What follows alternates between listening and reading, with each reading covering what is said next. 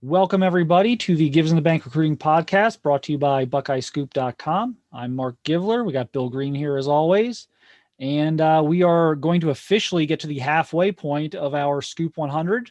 We're counting down the top 100 players in the 2022 recruiting class. And you are on episode 60 through 51. So we are going to get to the midway point here. Got a few committed guys, got some interested, some Ohio State interest here. Plenty to talk about here. We'll jump right into it. Number 60, cornerback Kamari Rogers. He's out of Mississippi. And again, these are all 4-star guys. We still will not be at our 5 stars yet. So all these guys we're going to talk about here are high 4-star type players. What, Bill, Kamari Rogers, again, we got another corner here. My goodness, they're just everywhere in this class. What do you see here? Yeah, we had talked about a guy, guys in the last one where we had the receiver not out of North Carolina where the offer list didn't sort of match up with the talent. And I almost feel that way about this guy. He's got length, he's got hips, he can cover, he can play man, which is, hard to find those guys, those island guys. But then you look at his list and it's like Miami, Ole Miss, Tennessee, which is fine. But I look at this guy as a Florida, Georgia, Alabama, Ohio State, Texas, that kind of corner. Everything I see there is really good. And I think he's as good or better than a lot of corners that have offers from everybody. And I don't know why he doesn't. I mean, what did you think of this guy? Yeah, again, it's one of those things where it's like, how many corners can this class produce? I look at him and I see another extremely gifted kid physically, size, athleticism, length, toughness. And it just looks like a kid who goes to LSU or Alabama and then on to the NFL in 3.5, 4 years. Right. And it just, it's another big time player. I continue to be impressed with these corners. We haven't even got to some of the star type guys that everyone's been talking about for the last 2 or 3 years. We keep stumbling upon these guys where it's like, it's not in our coverage area. It's not a guy Ohio State's recruiting or is in on, and we're still finding these guys, and it's just crazy. So many corners in this class. It's unreal. Maybe the best corner class I've seen in a while. Number 59, this will be an Ohio State interest guy for everyone. Number 59, Ernest Greene, offensive guard, St. John Bosco. I'm going to be accused of West Coast bias here, but for my money, St. John Bosco, Mater Dei are the 2 best high school football programs in America right now. And I don't really include IMG in that just because it's just kind of a different monster there with getting kids from all over the country. But, and not that there isn't a kind of a wide territory there for Bosco and Mater Dei in Southern California, but it's a little different. It's a boarding school or whatever. But, you go to these games out there and it's like watching Division I college football. I mean, these teams are just so stacked, and Ernest Greene's kind of one of the next guys out of Bosco. Ohio State is I don't know that they're optimistic there, but they're certainly hopeful. Bill, your thoughts on Ernest Greene, and can maybe assess Ohio State's chances as kind of things stand right now. Yeah, I actually saw him in person, and he was just a baby. I think he had just completed his freshman year of high school, I believe. And he came, the Hall of Fame had a thing where they brought in the top, prospects in the country. And then they took brought some younger kids in. And he was one of the young guys they brought in there. And man, was he good.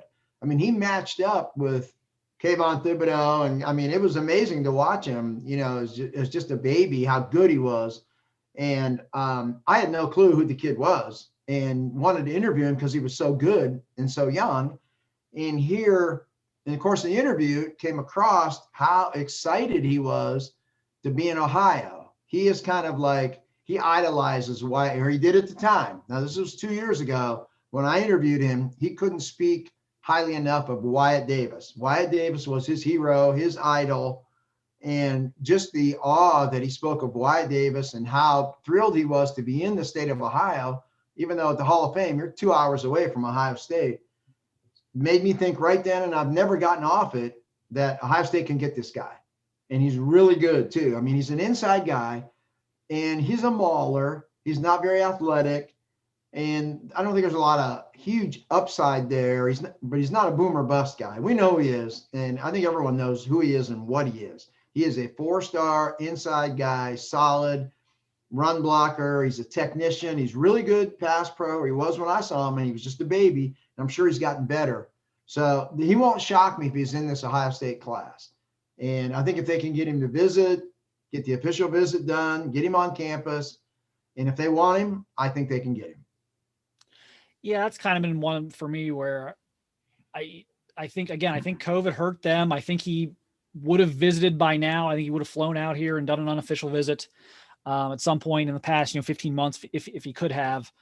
So I think that kind of has hindered them a little bit, but they're still in there, and I think there's still some optimism there that if they can get this thing moving in the right direction with a visit. And so we'll see, we'll see when that comes to fruition, how a visit goes and go from there. But I agree. I think they would have a shot. Yeah, plug and play guard. I mean, nothing wrong with that. It's going to sound like we're dogging him or something. Oh, no. We're not. I mean, there's nothing wrong with it. Yeah, he's plug and play guard, but good. I don't think he's as talented as Wyatt Davis was. Now, but look, I mean, Wyatt played left tackle at Bosco, but everyone knew he was going to be a guard in college. Yeah. But even knowing that, like, I would be hard pressed to come up with a better offensive guard prospect that I've seen coming out of high school than Wyatt Davis. I mean, he's as good of a guard prospect I've ever seen live in high school. I got a chance to, I don't know if were you with the St. X? Yeah, we saw it in Cincinnati. Yeah, he played St. X. Yeah, he was driving people through the back of the end zone on goal line runs. Yeah. Yeah. So I don't think it's that type of freak athlete guy, but I do think he's one of those guys you get him, you develop him a year or two, and then you get 2 years out of him, and he's reliable, he's very good. Yeah. And I think he's got, again, just plug and play guard, and you need 2 guards, so they tell me. So got to have guards. So this would be a great pickup if they could swing it. All right, 58.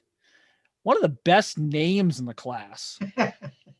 Wide receiver Shaz Preston out of Louisiana. This is one I am not, we've covered Jair Brown, and obviously he's since moved to Cincinnati, but I am not particularly dialed in the state of Louisiana. That has not been a hotbed for Ohio State over the years. So had to do some research on this one. Bill, what did you dig up on Preston? I like him. I mean, I think, in the last segment, we had the Knotts kid, we had the Shelton kid. I mean, this guy is really good again. I don't know that he's a total 4-4 burner, but he's fast enough, but he is really athletic.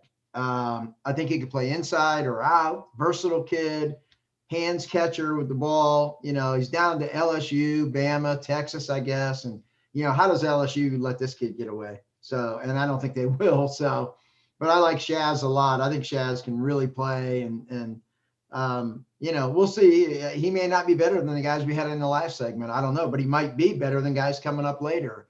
These receivers are all, we're going to have to revisit all the receivers for sure, in a couple months here, but a very impressive athlete. And when you see LSU, Bama, Texas, it makes sense to me. Yeah, I don't know that, like, we've got a bunch of these receivers in this range, and I don't know that I would really die on any of these hills. As far like, I think you could almost throw a lot of these guys into a blender, and whatever order you draw is just as good as the next. I don't know that there's a lot of different tier. Like, normally there's there's the elite tier, the 5-star guys, and there's that maybe 30 through 50 tier, and then that 50 through 100 tier. But I think it's very blurry, this class, all the way up into the top. I don't know that there's a lot of receivers where I'm just like, oh, okay, that's the next Jerry Jeudy, or that's the next Amon-Ra St. Brown, who everyone kind of had like in the top 5 or 6 players in the country. I don't know that I think we have just a lot of really, really good ones this year, and it's gonna be really hard, I think, to kind of get the right order on those. So that's probably something we're gonna have to really fight about probably the next several months, is just the order on those guys, because I think they're all really close. Here's a kind of an interesting one. Running back Rayleigh Brown out of Mater Dei. We've talked about some Mater Dei guys already. Committed to Oklahoma. Was interested in Ohio State early. They didn't offer. Yeah.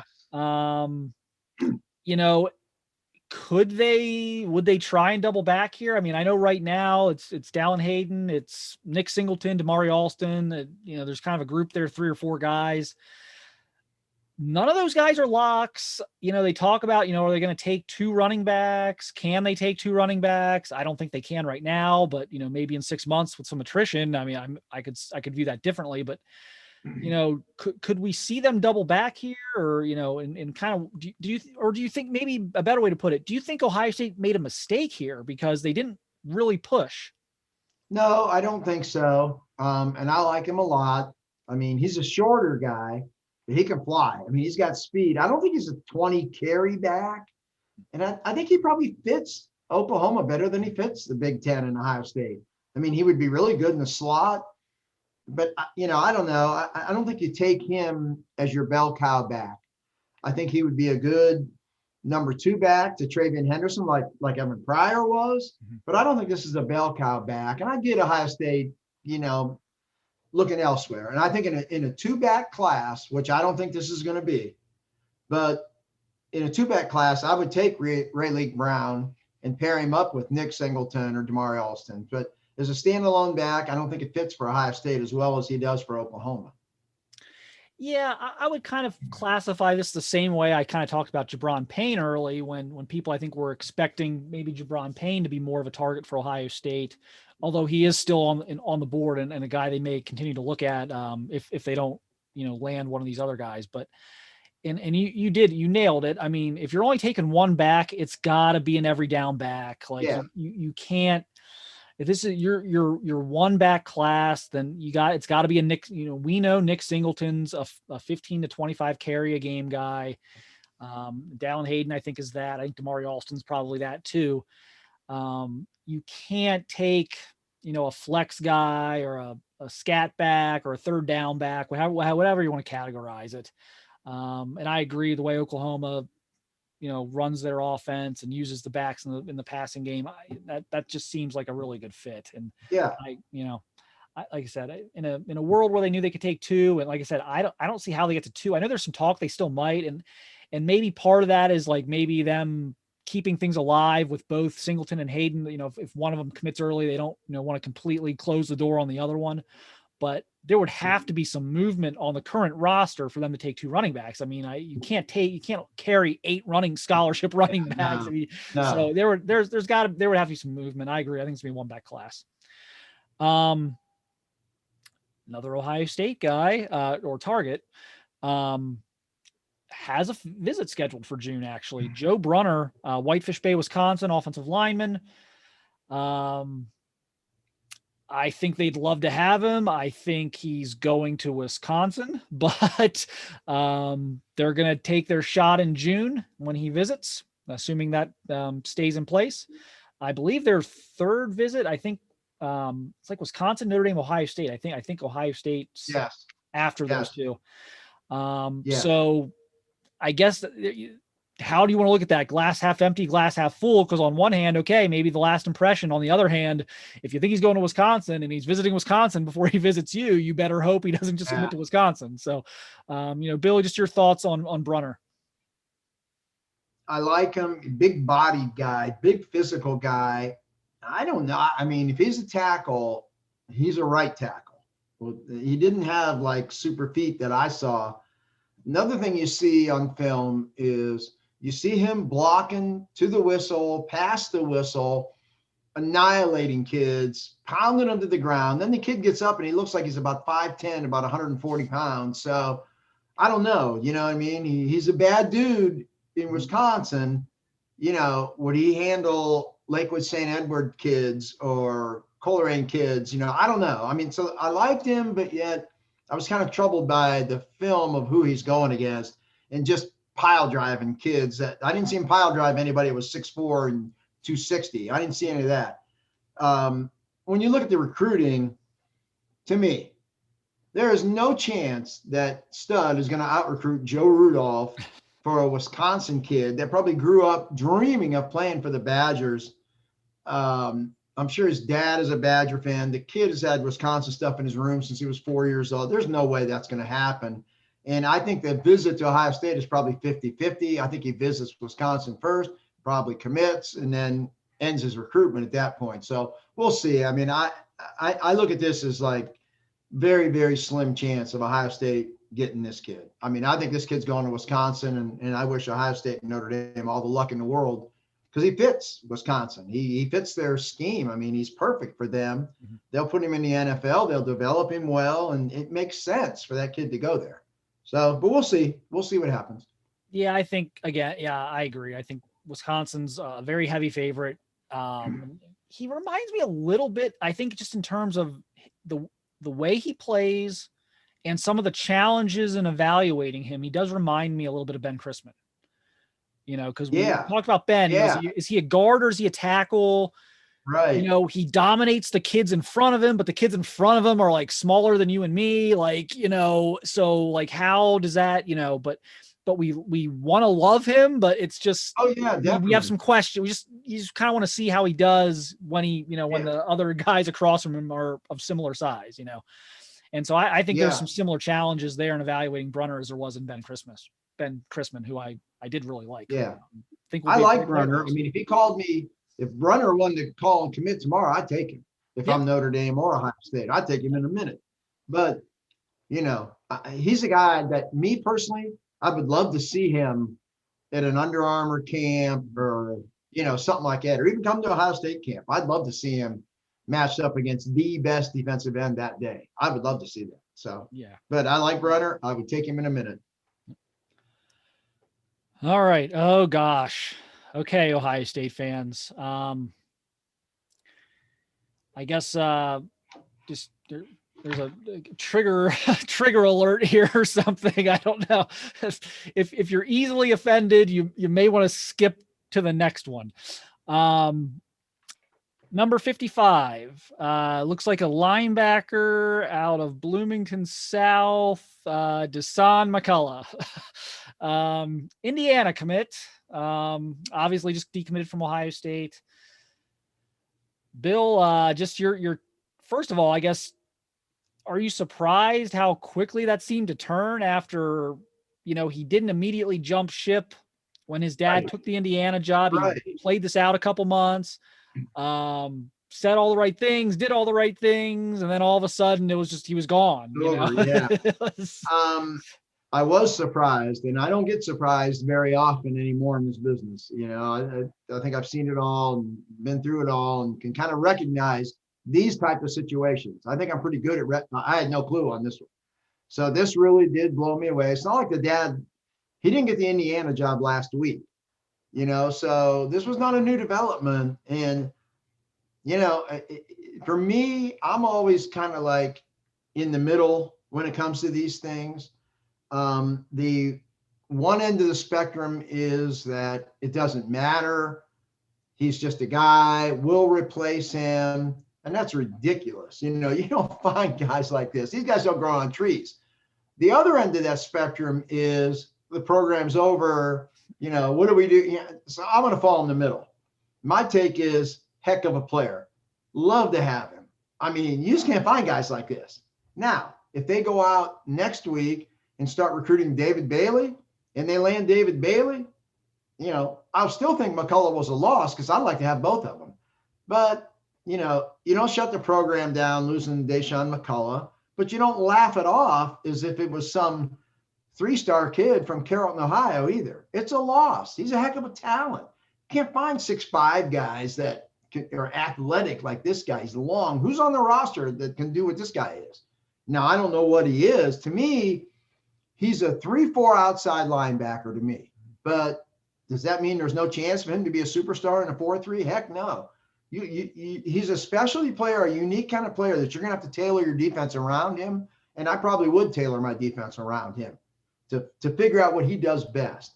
And at this point of his life, at 17 years old, I don't think we know what he's going to be doing best 2 years from now. But I like Deshaun a lot. And I think this is a great place to rank him, mid-50s. I think that's what he is. And man, as many kids as you can get that are in the 50s and below, you're going to compete for national championships. So I like him a lot. And that's the end of my rambling rant. yeah, it's heck of a God. I mean, that's a program changing type of commitment for Indiana, I think. Oh, no doubt. he's not a quarterback, but I mean, gosh, he's an edge player, Oh whether that's a yeah. linebacker or defensive end, he's a space edge guy. Get after the quarterback, blitz, cover. I mean, man, there's a lot of things he can do that can Oh really, man. really make your I defense mean, he pretty might be a bigger formidable. Isaiah Simmons someday. I Yeah, don't know what he is. He's yeah, something. He's something I'd like to have on my team. I know that.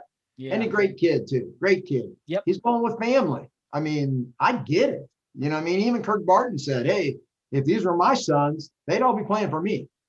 Yeah. So I get it. It makes a lot of sense, and it stings, but you wish him the best and you go get David Bailey. Yep. Yeah. I mean, you can't, this is one of those where sometimes you lose a guy and it's like, oh, you better stay on that one. Time Yeah, to move no, on this one.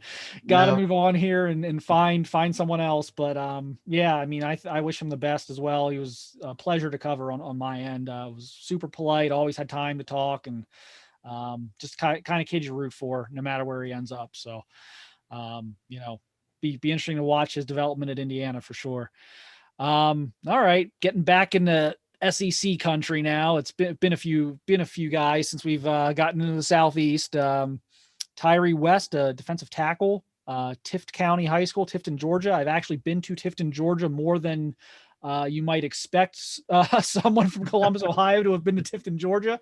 Ohio State's recruited several prospects out of that part of the state over the years, so I've made some really wild drives through rural Georgia. So I'm actually familiar with this place. Not recruiting this guy though. Tyree West is committed to Georgia, so that one's over.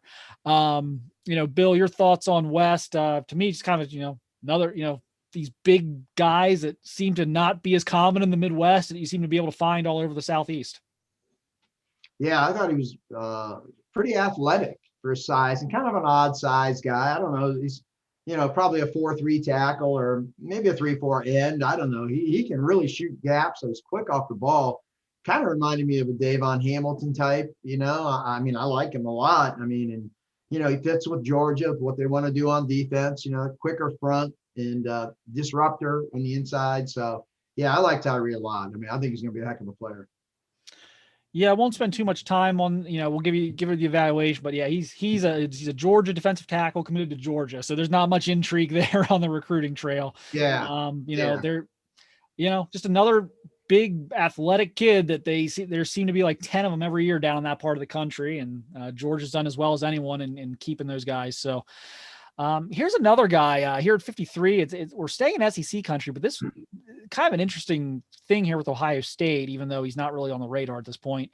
It's Jacoby Matthews, a safety out of Louisiana. He is really tight with Jair Brown. They're on the same 7-on-7 team. They're very, very close friends.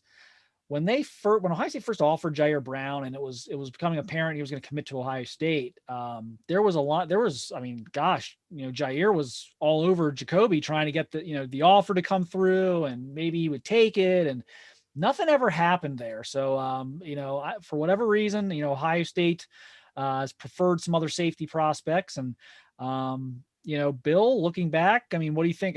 My personal opinion is that I think there was probably some fluff there, and that the idea that he was going to come without the Ohio ties, that he was just going to follow Jair to Ohio State was probably always overblown and kind of more recruiting legend than anything. But, should Ohio State have pursued harder here, or do you think they've done the right thing at safety? No, he's going to LSU.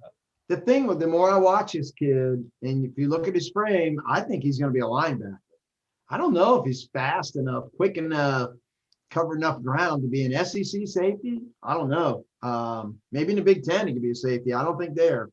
I think he's going to get big, and I think he's going to end up being a linebacker. So I think you recruit him as a safety, and you tell him you see him as a safety, and after about 4 days, you tell him to go with that other group of them bigger kids over there with the linebackers. So I would question whether he stays a safety. I think he's going to get really big.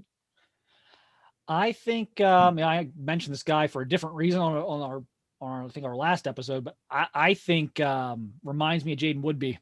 There you go. I watched Jaden coming out of high school. I'm like, he's not gonna be a free safety, and if he's not a free safety, that might mean linebacker, because strong safeties are kind of out right now.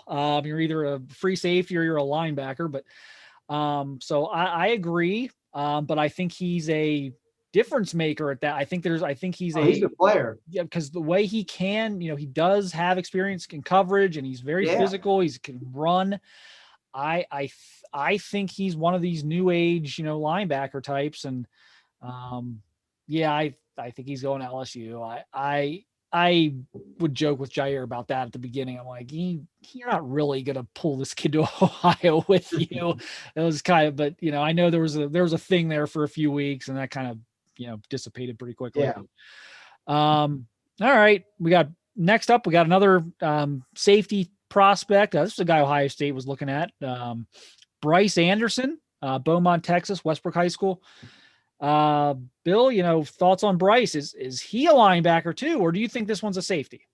Well, right now he's a quarterback, and you're going to have to turn him into a safety, so you're going to teach him the position, but I think he is a safety, and I think he's got a chance to be really good. He's really fast. This is a sub 11, track guy, super athletic, high football IQ. I like this guy a lot. I mean, I think he has all the qualities to be, an excellent free safety. I think he's going to end up going to Texas, and I like him a lot. He hasn't played the position. You don't have a lot of film to go by it for him as a safety, but I would take him in a minute, and I would teach him how to play that spot. He runs the ball a lot as a quarterback, so I know he's tough, and I like him a lot. Just as a pure athlete, I mean, he can line up with anyone. So I would take him in a minute. Yeah, when you look at him physically, he kind of looks similar to a Jacoby Matthews or someone like that. Okay. When you look at him, is he gonna put 20 pounds on and be a linebacker? But then you see, I think his personal best track time is like a 10,400 meters or something insane. I'm like, okay, it doesn't matter how ripped and big he looks. If he can run like that, he's playing safety. Like it just, sure. So I agree. I think he's a safety. Texas, probably the team to beat there for, I know Alabama's in there, so you never kind of count them out, but, I know Texas A&M is going to fight like crazy too, but that definitely looks like it's trending Texas. Wow. We're down to our last guy, aren't we? Yes, we are. We are down to number 51. T-Mac. I'm going to butcher this name. I don't even know if I want to attempt it. Tetaroya McMillan, Anaheim, California. We'll call him T. We're going to call him T-Mac. Stud, by the way. I should learn how to pronounce his first name. I should try and get a hold of him and figure out how to pronounce his first name, because he's a monster. Big, strong, athletic receiver prospect. Bill, your thoughts on him? I love him. I think we maybe have him too low. Yeah. He's a guy that in another year, and maybe sooner, we're all going to know how to pronounce his name, because we're going to see him on TV. I mean, this guy's amazing. And I'm telling you, he's got length, he's got speed, he's a super athlete, 6'3". Man, I love him as a wide receiver. Big physical, Juju Smith-Schuster type. I would love to see this guy play safety or linebacker too. I would probably just play him both ways. He's big enough and athletic enough that I think he'd never want to leave the field. I'd play him on special teams too. He'd never leave the field for me. You look at that offer list: LSU, Stanford, Oregon, USC. Yeah, he fits with all them places. He's not taking a back seat athletically. And he's a guy that I end up saying this so many times for these athletes. I would love to coach this guy, and I would just get him in my program, and I would figure out where the best place he could make the most impact was. But T-Mac would be a guy I would love to have on my team. I'd love to go to war with this guy, and I'll figure out his position, and we'll get him in the right spot. And he's going to play in the NFL someday. I don't know where. I don't know what side of the ball, but he's going to be an NFL football player if he stays healthy. Yeah, he's like a baby Terrell Owens to me, but he's something. It is interesting what, the defensive talk. I guess I think he reminds me a little bit of Brew McCoy a little bit, who ended up at USC, right? He's at USC in Texas. And, I think he still is at USC, but and I think the thing with Brew was, where was he going to play? And I think Brew McCoy always wanted to play receiver, and that's kind of what he's done so far, and he's had success doing that. I kind of view him as a similar type of athlete. But yeah, it is intriguing. One of the guys we looked at, I know there are people who think even higher of him. There's people think he's a 5-star, and he very well may be. I mean, we Might may be. we may He have him might too be. low and may have to adjust here in the fall. But yeah, really, really like him. And apologies if I just completely obliterated his name, but I actually looked really hard to try and figure out how to. I looked for videos that would. Yeah, I couldn't find it, so I just know. I'll just call him. A football player. That's what he is. We'll get the name pronounced correctly next time. But my goodness, yeah, I was watching the videos of him and just wow, big athletic kid. All right. That'll do it for this one. As always, description box down below. If you're watching on YouTube, I'm going to link the full 100 that we've done. So the first 50 that we've done so far will be linked below. So if you're following along, you can see the entire list, not just the 10 we're talking about. It'll show you everyone we've done up to this point. Our next episode, we will cover number 50 through number 41. And I know I kind of say this every time, but I really mean it this time. I think you're going to want to stick around for 50 to 41 or 50 to 41, because we do have several high Ohio State kids here, like high interest from Ohio State, very top of the board guys. There's going to be some very interesting guys to talk about here in this next 10. So you're going to stick around for that one. But we'll catch you next time. And thanks for watching and listening.